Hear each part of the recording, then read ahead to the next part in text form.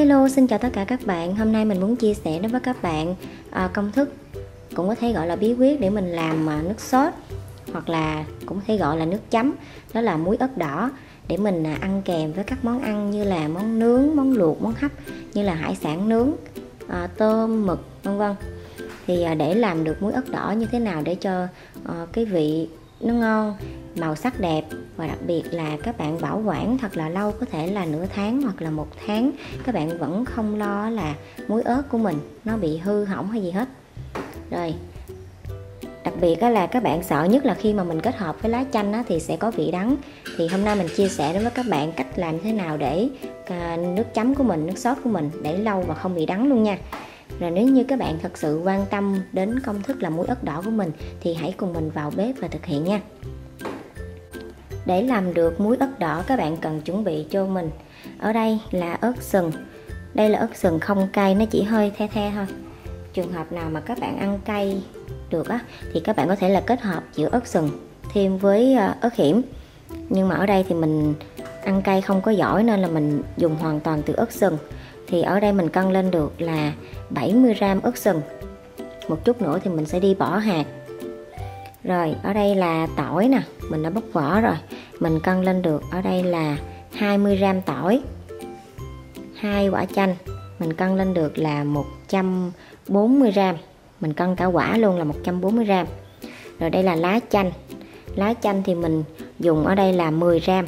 Và để giúp cho muối ớt của mình nó không có bị đắng trong một thời gian dài chúng ta bảo quản, các bạn lưu ý giúp mình trong cái việc lựa chọn lá chanh. Như các bạn thấy thì lá chanh của mình nó có cái mùi rất là thơm, nhưng mà nó còn non như thế này. Các bạn đừng có chọn những cái lá nó già quá. Chọn những lá non như thế này thì muối ớt của mình nó vẫn mang lại cái hương vị thơm của lá chanh nhưng mà không hề bị đắng. Rồi tiếp theo nữa đó là muối. Muối thì mình dùng ở đây là muối hột đó các bạn. Đó, thì mình dùng ở đây là 35g. 35g muối hột. Nếu mà các bạn dùng muối biển muối iốt thì các bạn phải giảm lại nha, bởi vì muối iốt cũng như là muối biển thì nó sẽ mặn hơn, nó có cái độ mặn hơn so với muối hột này. Rồi ở đây là đường. Đường thì mình cân lên đây là 120g đường. Rồi nguyên liệu chỉ đơn giản như thế này thôi. Bây giờ thì chúng ta sẽ cùng bắt tay vào thực hiện công thức làm muối ớt đỏ này nhé. Rồi đầu tiên thì ớt sừng các bạn sẽ tách bỏ hạt. Mình sẽ không lấy hạt nha.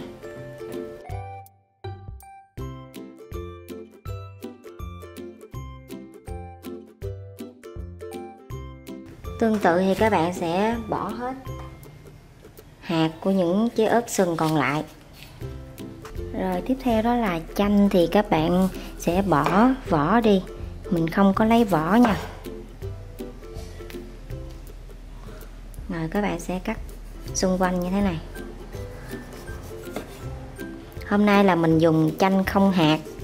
Nếu mà các bạn dùng chanh loại mà có hạt thì các bạn nhớ là phải loại bỏ hạt đi để tránh cho nước chấm của mình nó sẽ bị đắng ha.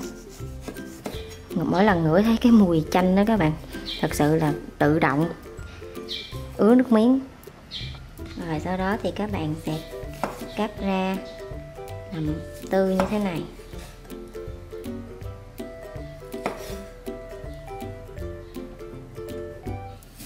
Tương tự trái này cũng như vậy luôn. Rồi bây giờ các bạn sẽ cho hết các nguyên liệu vào máy để mình đi xay nhuyễn. Giờ mình cho ớt nè,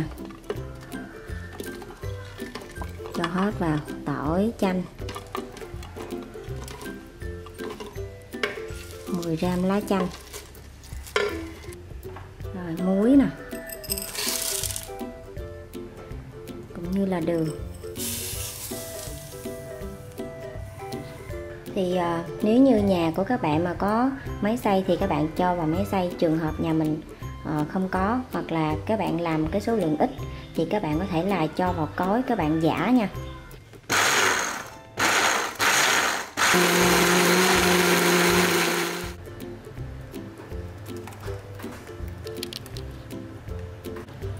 Rồi đây là muối ớt đỏ, nó sánh lại thế này rất là vừa luôn. Đó, mình làm số lượng như thế này là đủ cho một chén nước chấm. Mình sẽ ăn dần. Một chén nước chấm như thế này mình có thể là bảo quản trong ngăn mát của tủ lạnh và mình ăn dần được khoảng là 3 đến 5 ngày.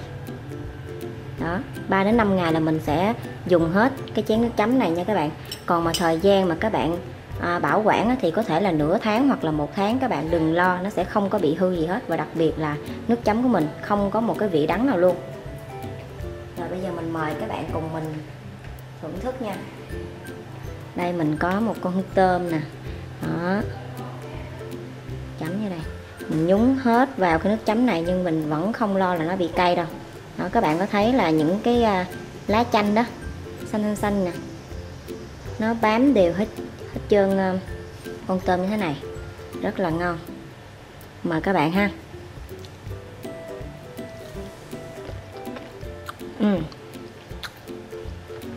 Mình ăn hết con tôm luôn, chua chua, ngọt ngọt, mặn mặn, cay cay, rất là thơm mùi lá chanh, không đắng các bạn ơi. Thật sự mình ăn cay rất là dở, nhưng mà cái nước sốt này mình phải nói là mình không thấy cay gì hết, nó the the ở cái đầu lưỡi thôi, rất là ngon. Hãy thử đi các bạn, hãy thử vào bếp và làm cái nước sốt này đi. Có thể là các bạn làm để mà mình kinh doanh, các bạn bán được luôn. Rồi như vậy là chúng ta đã hoàn thành xong công thức làm muối ớt đỏ, rất là ngon nha các bạn. Đây nó sánh như thế này luôn, vị rất là vừa luôn nha các bạn. Mình cũng phải thử đi thử lại để cho ra được một cái công thức á, cho nó thiệt là chuẩn về cái vị. Đó, rất là ngon luôn, không có quá cay đâu các bạn, nó chỉ hơi the the thôi, ăn rất là thích luôn. Đó, nó hơi sánh thế này nè.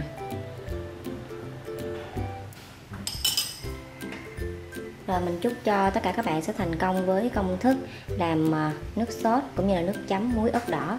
Nếu như các bạn cảm thấy yêu thích, đừng quên cho mình một like và đăng ký kênh ủng hộ cho mình, cũng như là chia sẻ cho thật nhiều bạn bè để biết thêm một công thức nữa về cách làm muối ớt đỏ nha các bạn, để mình ăn kèm với các món nướng, hấp hoặc là luộc đều rất là phù hợp. Cảm ơn tất cả các bạn đã theo dõi. Hẹn gặp lại các bạn vào những món ăn ngon tiếp theo. Bye bye.